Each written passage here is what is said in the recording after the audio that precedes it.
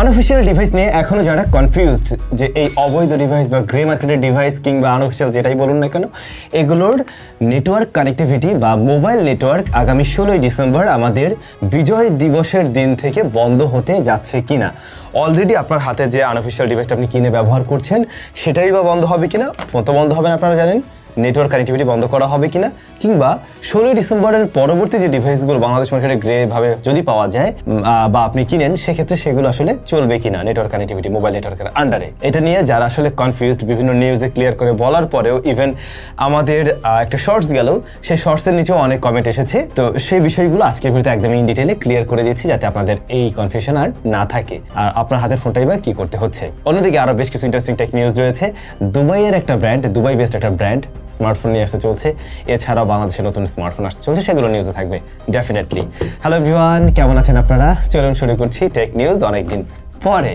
শুরুটা করতে চাই এই অবৈধ, অনিবন্ধিত কিংবা আনঅফিশিয়াল স্মার্টফোন দিয়েই, বা যে কোনো ফোনে বাটন ফোন হতে পারে। ফার্স্ট অফ অল NEIR এই সিস্টেমটা চালু হওয়ার কথা ছিল আর কয়েক বছর আগে থেকে আমরা প্রতিবারই শুনেছি বন্ধ হতে যাচ্ছে, ফাইনালি হয়নি, যে কারণে বিষয়টা এখন পর্যন্ত অনেকেই খুব একটা আমলে নিচ্ছে না। অনেকে মনে করছে যে এবারেও তেমন কিছু হবে না, কিন্তু সত্যি বলতে এবারে যতটুকু জানলাম খুব জোরালো ভাবে মানে হওয়ার চান্সেস একদম পুরো 99.9%, মানে বুঝতে পারছেন পার্সেন্টেজ কোথায় গিয়ে ঠেকছে। তো এমন কিছুই হয়তো বা হতে যাচ্ছে। এখন সরকার কেন এই কাজটা করছে? ফার্স্ট অফ অল রাজস্ব হারাতো এতদিন, সে রাজস্ব হারাবে না, এটা তো এক। দ্বিতীয়ত হচ্ছে দেশে যে অবৈধ কাজগুলো হয়, যেমন ধরুন 2024 সালের বাংলাদেশ ব্যাংকের তথ্য অনুযায়ী ডিজিটাল যে অপরাধগুলো হয়েছে তার মধ্যে 73%ই অবৈধ স্মার্টফোনের মাধ্যমে, অবৈধ সিমের মাধ্যমে করা হয়েছে। এই বিষয়গুলো যাতে না হয় সেজন্য এক্সট্রা সুবিধা পাওয়া যাবে কিন্তু এই NEIR প্রসেসের মাধ্যমে। তো মোটামুটি দুইটা জায়গা ক্লিয়ার, বাট আমাদের সুবিধা অসুবিধা কি? আমাদের সুবিধা হচ্ছে আমাদের এখন যদি অফিসিয়াল ডিভাইস কিনতে হয় অফিসিয়াল ওয়ারেন্টি পাবো, এটুকুই। কিন্তু আমাদের সবচেয়ে বড় অসুবিধা হচ্ছে অনেক দাম দিয়ে হয়তো ফোন কেনা লাগতে পারে, মানে খুব স্বাভাবিক অর্থেই। এবারে আপনাদের মেইন ভয়ের যে কারণ, অলরেডি যারা আনঅফিসিয়াল ডিভাইস কিনে ফেলেছেন, ব্যবহার করছেন, তাদের ফোনগুলোর অবস্থায় কি হবে? তাদের ফোনগুলো চলবে, সেই ফোনগুলোতে সমস্যা হচ্ছে না, সেই ফোনগুলো বন্ধ করে দেওয়া হচ্ছে না। বাট 16ই ডিসেম্বরের পরবর্তী সময়ে যে আনঅফিশিয়াল বা গ্রে চ্যানেলের স্মার্টফোনগুলো বা যে কোনো ফোনেই কেনা হবে, সেই ফোনগুলোর নেটওয়ার্ক কানেক্টিভিটি বন্ধ করা হবে। এবারে অনেকেই আছে 16 ডিসেম্বরের পরে ফোন কিনে দেখবেন যে ওটা ওপেন হচ্ছে, চলছে, সবকিছু ওকে আছে।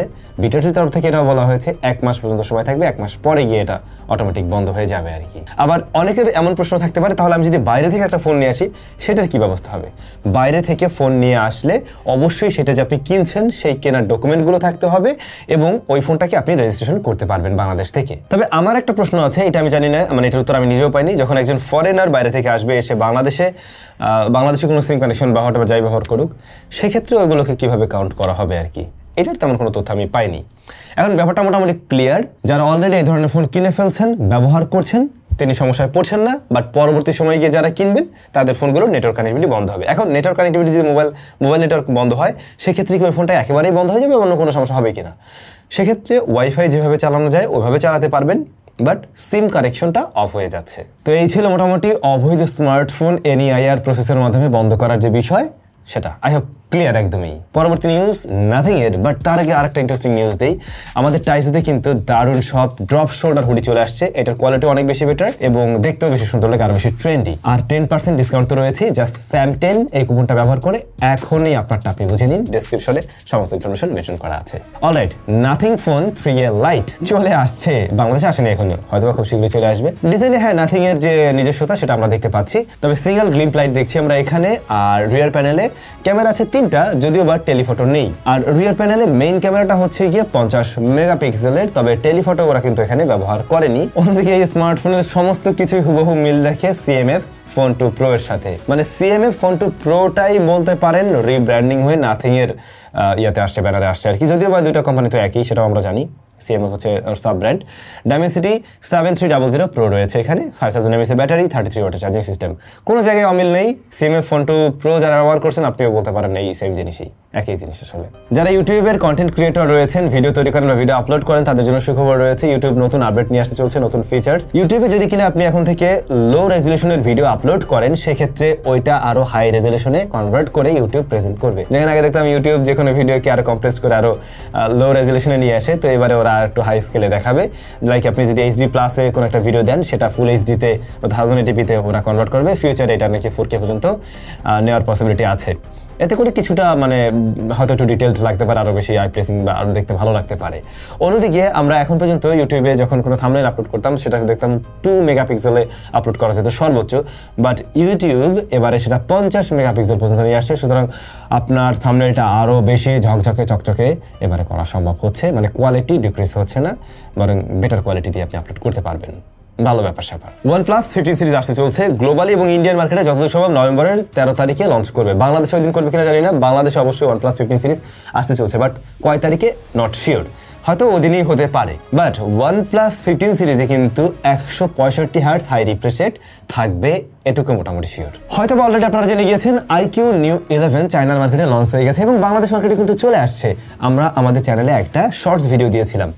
iQOO Neo 11 এর সবচাইতে স্ট্রেংথের জায়গাটাই হলো গিয়ে এর পারফরমেন্স সেকশন, যেখানে Qualcomm Snapdragon 8 Elite রয়েছে এবং যতদূর সম্ভব মার্কেটে এই মুহূর্তে সবচাইতে কম দামি 8 Elite যুক্ত ডিভাইস এটাই হতে যাচ্ছে। সে সাথে Q2 Pro রয়েছে কিন্তু স্মার্টফোনের মাঝে। UFS 4.1 হলো গিয়ে স্টোরেজ টাইপ, দুইটা ক্যামেরা রয়েছে 50 এবং 8 মেগাপিক্সেল মনে হয় আলট্রা ওয়াইড, টেলিফটো নেই এটাতে, তবে বডি ফ্রেমটাতে কিন্তু ওরা মেটাল দিয়েছে। আবার বড় ব্যাটারি 7500 mAh, সেই সাথে 100 ওয়াটের চার্জিং সিস্টেম, সব মিলে কিন্তু প্যাকেজটা বেশ দারুণ। বাংলাদেশ মার্কেটে মানে চায়না কারেন্সি থেকে সরাসরি কনভার্ট করতে গেলে 44-এর আশেপাশে বোধহয় দেখছিলাম যে দাম এমন দাঁড়ায়। এখন দেখা যাক বাংলাদেশে আসলে কেমন দামে সেল হয়, ফার্স্টের দিকে বেশি থাকবে শিওর থাকেন। বাংলাদেশের রিয়েলমির আরেকটি নতুন ডিভাইস ওরা লঞ্চ করতে যাচ্ছে এই অল্প কিছুদিনের মধ্যে, রিয়েলমি C85 Pro। C85 Proর বিশেষ আকর্ষণীয় জায়গার মধ্যে এটাতে একটা ডিসপ্লেটা দেখলাম অ্যামোলেড প্যানেল রয়েছে, যে ডিসপ্লেটার কর্নারের এগুলো হচ্ছে ওরা বলছে ফ্ল্যাগশিপ রাউন্ড, ওরকম টাইপের ফ্ল্যাগশিপ ফোনগুলো যেমন একটু মানে বড় জায়গা জুড়ে রাউন্ডটা থাকে, ওই ফোনটা ওরকম টাইপের।